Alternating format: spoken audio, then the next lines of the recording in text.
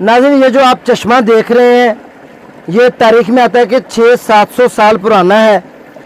اور بابا فرید شکر گنج رحمۃ اللہ تعالیٰ علیہ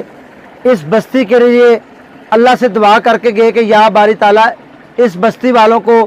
ایسا میٹھا پانی دے تاکہ یہ بستی والے پانی پی سکیں۔ کلر کا کا علاقہ ہے، بہت ہی خوبصورت آبشار ہے، چشمہ ہے قدرتی،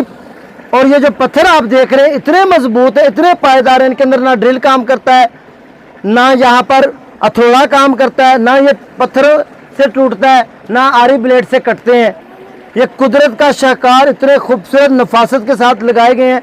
اور یہ پانی اسی طرح سیم اسی طرح ایز اٹ از 700 سال سے نکل رہا ہے،